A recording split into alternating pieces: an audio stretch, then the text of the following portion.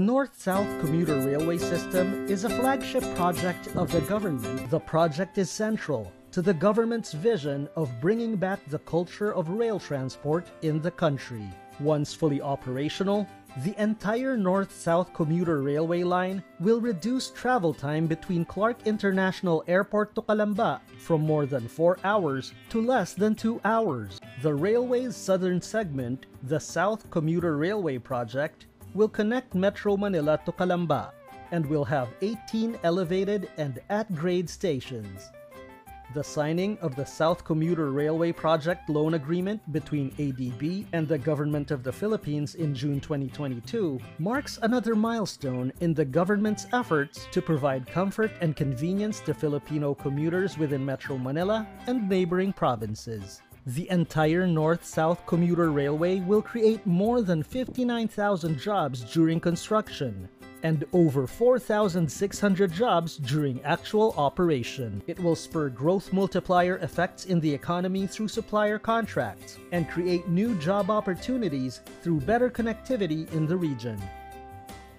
The project will contribute to the Philippines' climate change action agenda.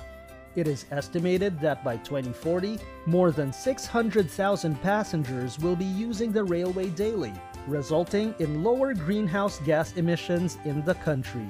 The government of the Philippines remains steadfast in making the dream of a more comfortable life for every Filipino a reality.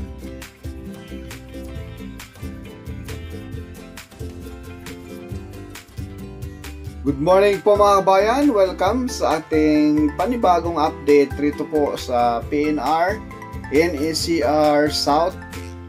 Dito po mga kabayan sa porsyon ng Cabuyao City, Laguna. Na kung saan ngayon mga kabayan, ipakita ko po sa inyo yung latest update sa araw Miyerkules, April 10, 2024. Walang holiday ngayon rito mga kabayan. Tuloy-tuloy yung gawa, yung trabaho. Ayan po ngayon ay naghuhukay na po rito po para sa board pile. Yan doon sa unahan mga kabayan, ipasilip ko po sa inyo ngayon. Talagang ang bilis na yung gawa ngayon. Ayan po yung paghuhukay dyan sa mismong board pile.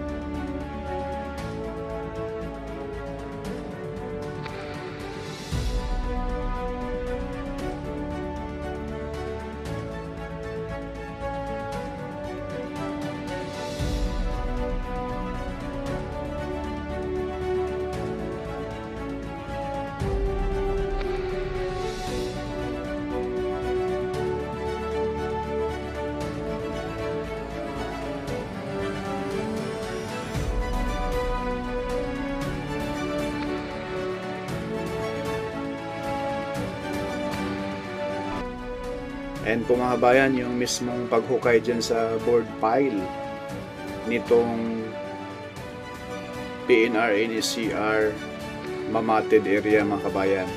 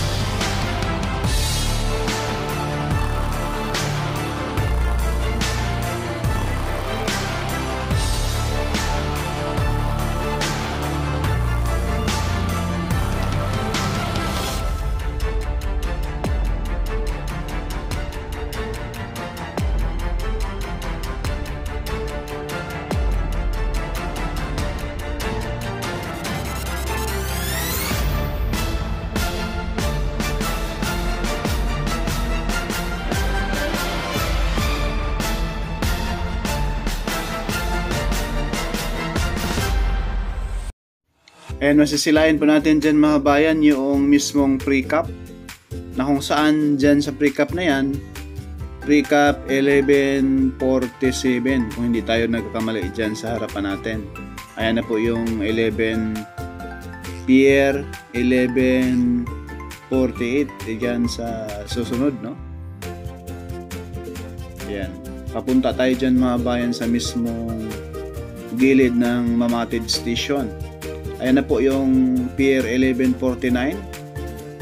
Ayan na po mga kabayan. Nasisilayan na po natin din po yung bandang kaliwa, yung Pier 1150. 1150 po mga kabayan sa bandang dulo. Kadikit po yon sa Mamatid Station. At masisilayan po natin yung baba natin mga bayan. Ayan na po yung mga poste na yan na 4 na piraso, no? At dyan, ito po yung pinakaunang poste, no? Gilid mismo ng Mamatid Station. Ito na po yung Pier 1150 na kung saan tinanggal na rin po yung concrete cement na nakabalot dyan sa pinaka-poste ng board pile, no? So sa ngayon mga bayan, pagkatapos nyan, matanggal na yung mga concrete cement dyan, masisilayan na yung bakal. Ayan po, may mga bakal na tayo nakita. Yun na po yun, lalatagan na po yun ng mga rebars, no? And then, pinakagitna nun, doon na po itatayo yung mismong pinakaposte ng PNR NCR. Ayan po yung pangalawang poste. Ito na yung pangatlo, 1147 mga bayan. Ayan na po yung pre-cap, yung bakal na naka-square na yan, yan na po daw ay pre-cap. Shout out po kay Sir Aris Sorrente, no? Yan, 1146 itong bandang kanan mga kabayan. Shout out nga po dyan sa mga engineer dito, no?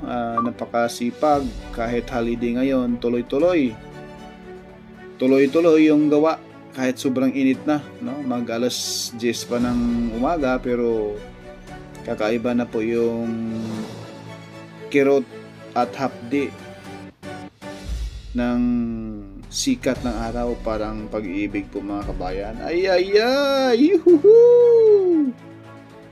Masisilayan po natin ngayon mga kabayan na talagang tulo na po ang ginagawa rito, no? Kaganina, galing po tayo doon sa Banlik Depot.